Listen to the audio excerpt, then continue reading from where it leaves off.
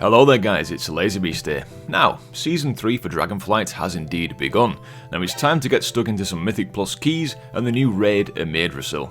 Join me on LazyBeast's Mythic Adventures, a series in which I intend to focus on the silly things that happen, the random interactions with pug players, and look at our progress along the way in a chilled kind of way. So this is not going to be a series where you just sit there for 3 hours and watch me play keys.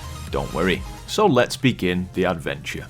So we began on the Wednesday, and first on the agenda was to begin getting some Mythic Plus keys under our belt to increase the score to work towards Keystone Master. Now I do normally only go for Keystone Master, I don't go for Keystone Hero, but as part of this series I think I'm going to try to go for the plus 20s and get them timed and get the lovely portals, so we'll see on that one. I am playing Guardian Druid, so it is up to me to know the routes of the dungeons and be a reliable leader. So with that said, I watched roughly half of one guide video on one dungeon and decided to get stuck in. Aiming for a key around level 5, I thought to myself, go middle of the road. What can go wrong? It'll be fine. Dungeon of choice, the Everbloom, which is a dungeon that I was quite familiar with. It had been on Time Walking as well recently, and it's from the Warlords of Draenor expansion. And as far as I was aware, there hadn't been that many changes to the dungeon since it became a Mythic Plus key. For this series, I will predominantly be playing my Guardian Druid, which is my main, but later on down the line I will start to play some alts and get a bit of variety going on. I'm also aiming to do a lot of these with mainly pug players, but for this dungeon, as it was the first, I was graced with the heroic presence of my friend Scaly Bulge. And even though this is only a plus 5 key to get us going, Scaly Bulge decided to give us a feast to celebrate the kickoff of the season, which brought great joy to our allies Neophar and Little Chimp, whose name I later realised was a complete lie because he wasn't in fact a chimp, he was a moonkin. Now this key overall was very smooth. Of course it was only a plus 5, the damage from the guys in the group was solid, the healing was on point, the tanking was phenomenal if I do say so myself. Now it was nice to get in this flow of things again because I hadn't really done any proper Mythic Plus keys for a decent while. There had of course been some tweaks to most of the classes, so including Guardian Druid, which saw some nerfs unfortunately, but it still seems a very solid tank spec, and it was nice to get used to things like not capping on rage again, using my abilities effectively, and getting ready for the rotation and things for when we get to the bigger keys. And this is why I always start the season off on smaller keys. The first boss, Witherbite, went down providing relatively zero challenge. We tanked him over near the wall to give the water orbs plenty of time to travel to him to make that easier for us to get those down. The group made a lovely little arrangement with the vines there to stop the water orbs from coming in, and we pretty much just slapped him down, no problem whatsoever. Now the second boss is a little bit more tricky. You've got the 3 bosses. You've got Dulu, who the tank needs to tank and ideally stack onto one of the active bosses who is going to cast abilities that you can kick. The other one, who isn't active at the time, is just going to channel some annoying stuff. Dulu is going to put some pools of nasty stuff on the floor that you don't want to stand in, so ideally the tank needs to make sure that those nasty pools don't go underneath the boss that we're currently trying to kill, the caster boss that is. Because depending on group composition, as in melee and ranged, you're going to be likely killing one of these bosses at a time, whichever one is currently active, so we can cycle the kicks onto it easily. As you can see, it does get a little bit hectic at times, but the group did a good job of taking this boss down, and then moved towards boss number 3.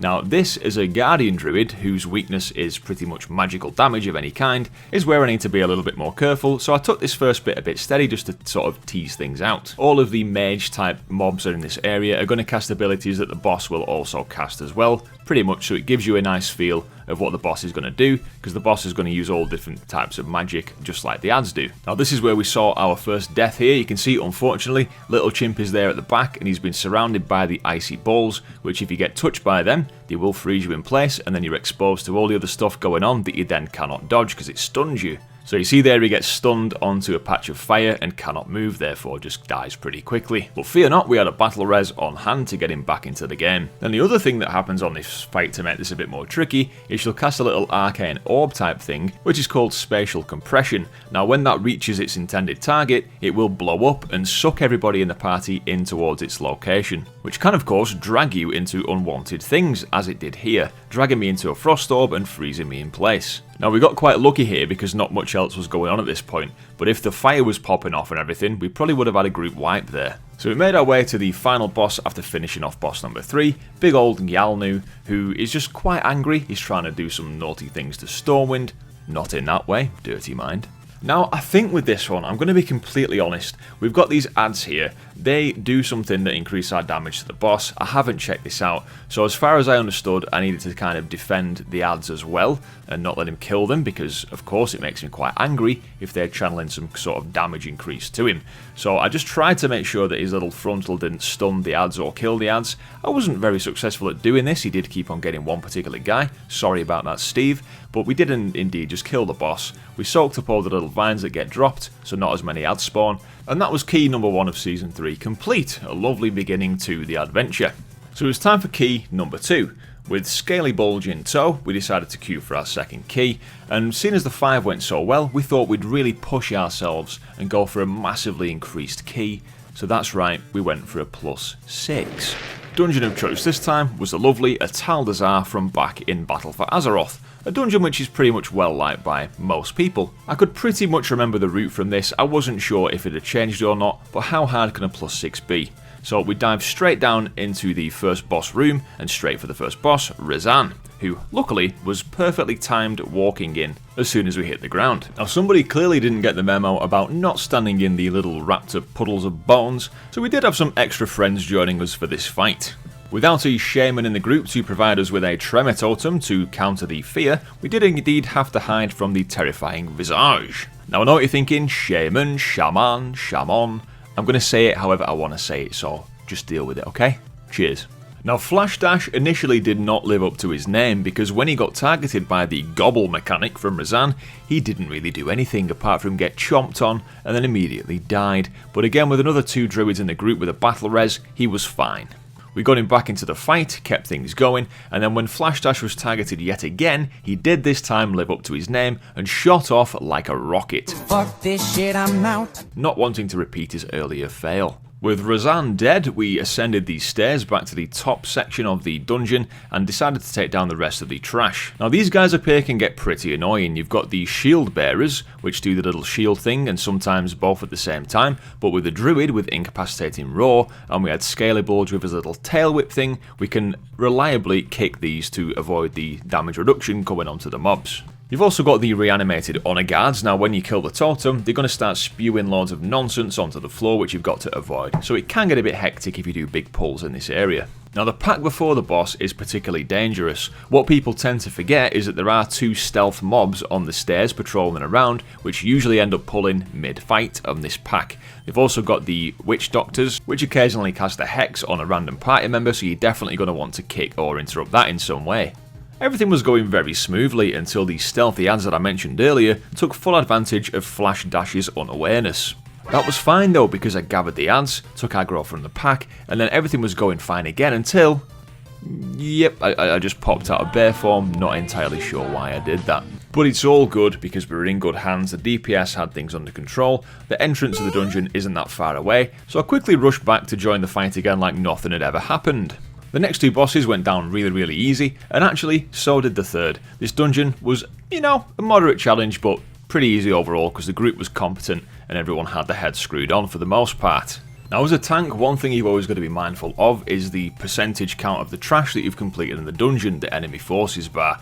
Now this used to always wind me up because you'd constantly be stressing about a pack of ads. Do I pull them? Do I not pull them? If you pull them when you don't actually need to, someone ends up flaming you in the chat because you've wasted 3 seconds of their life, which I understand, but you know, it's only a game at the end of the day. But happily, we managed to do this perfectly. I decided to take the big pack in the middle with the big 2 dinosaurs, which is usually quite scary on a fortified week, which this is, but the group again handled it perfectly, getting us to a lovely 100% enemy forces, so we can head straight to the final boss. Nice. I would like to say that was intentional, but it was just a happy accident. We did have Bloodlust back up for Yasma, the final boss, and slapped her down nice and easy with no mistakes, so that was Atal'Dazar +6 timed on a +3. I received a nice belt for my troubles, when actually this is very good because haste and versatility are the best stats that I need to aim for as a Guardian Druid. So with those keys done, I decided to go for the raid and see if I could get into a normal raid group and start chipping away at some of the bosses there, or at least just get some experience even if I didn't manage to get a kill. Now while we were waiting for the group to form, I decided, as a druid, to start doing the fishing for the Dreaming Naedra travel form customization. And weirdly for me, this actually bugged. You're supposed to catch 20 different fish, and then toss them back into the waters of a Madrasil, and then make a pool, and fish in that pool, and get a special fish, and throw that back, and then that gives you the form. If that sounded confusing, just watch my guide, that's got you covered. But what happened for me was, the first cast that I did, I actually got Xena, the special fish, and threw her back into the water, and was granted the form straight away. Now this is definitely a bug, so I did report this, I did the responsible thing, but the form was just straight in the barbershop and I could use this. Happy days. Now even though I only did one cast, some eagle-eyed person in the raid did spot me and call me out for fishing while we were waiting for the group. So we went on with the fights, and let's say it just went really, really well.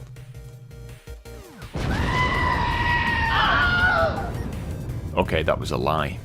So I headed back into some more keys. Now to spice things up, I did Everbloom again, on a +9 this time. You know, love a bit of variety in the keys. Now this time, of course, because it was now +9, we had to deal with the affix, which was incorporeal this week. So these annoying little blue boys spawn, and you've got to CC them in some way to stop them from casting their destabilize. If you get 2 stacks of this debuff, you do of course do no damage and no healing, so it's pretty much game over. Fortunately, the CC in our group was pretty abundant. So we had the Hunter, who could do a freezing trap, and we had the Demon Hunter, who could use Imprison. We all had kicks and various stuns and stops to stop this from going off. Now despite the higher key, this was a pretty straightforward dungeon once again, although everything was fairly clean.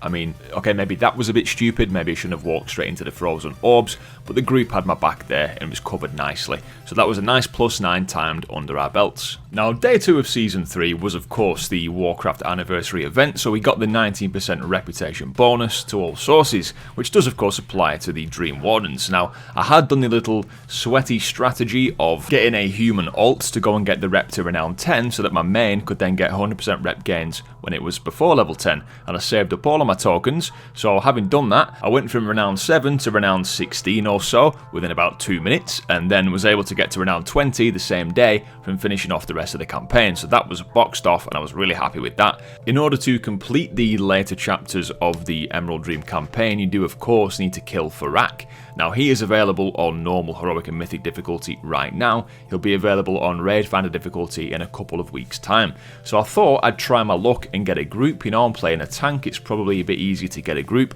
So I managed to find myself this lovely set of people that invited me in.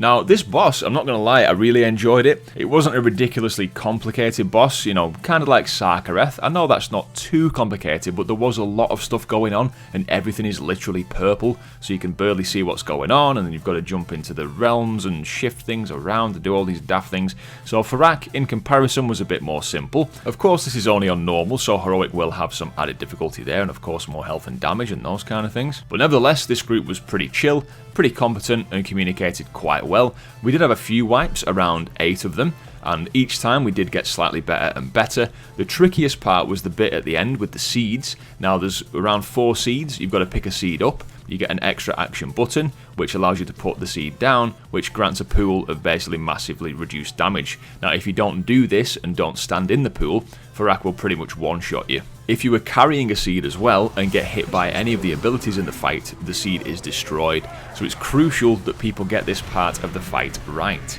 We did of course have a couple of little derps along the way, with the mage for example using time warp at the very beginning of the fight, which is absolutely not the best because you do need to save that for the final phase, being the pretty hectic one. But when we did get there on roughly the 4th time, we managed to get a kill, and not gonna lie, this was so tense, my heart was beating out my chest, adrenaline was going, and all we were counting on was the person getting the last seed correct. I knew that if they did do the last seed, we were going to get the kill. Farak was down, and my best in slot weapon dropped from the boss. So I of course rolled need on this. I was up against 2 more people, so it was a tense waiting game to see if I was actually going to get the drop. Get in. Absolutely buzzing with that. So we got Farak down on normal, got the best in slot weapon from him, just had to go and get that enchanted. Now I went for the Shadow Flame Wreath enchantment, and he had to actually go to the specific table in the Suffusion camps where Farak is doing his business outside, even though he's dead. Anyway, MMOs for you. I'm going to be honest, it took me a little bit of a while to find this bloody table, but I found it in the end and got the weapon enchanted. Nice. Got myself a nice new helmet from the vendor there, and then I used the Enchanted Dreaming Crest to upgrade my bracers, which was a little bit of a slip up because I should have upgraded my boots first, but never mind, the bracers were upgraded up to 463 eye level, and I'll just upgrade the boots next week when I get another spark. So with those additions and a little bit of upgrading later, we're now sitting at 446 eye level, which is alright, pretty decent for the first week of the season. Alright guys, I'm going to leave this episode here for now, so let me know your honest thoughts about this kind of series. Should I continue doing it? If so, what do you want to see differently? Should I delve more into the mechanics of the fights, or should I just focus purely on the random funny things that happen? My aim with this series is for it to just be a kind of relaxed, chilled, enjoyable thing to view, as opposed to you guys just watching me complete keys. What we'll do in the next episode, we'll take a look at the next keys that I end up doing, and we'll also wait till we get the vault open as well and see what we got from the vault this week. So we'll kind of follow the gear progression too as that goes and see how lucky or unlucky we get with those things. So guys, thank you very much for watching. If you have enjoyed the video, please do leave it a like down below, and if you're not already subscribed, please consider subscribing to the channel to support me and all the future content on this channel and to be notified of it as well. Thanks guys, I've been LazyBeast, I'll catch you next time. Cheers.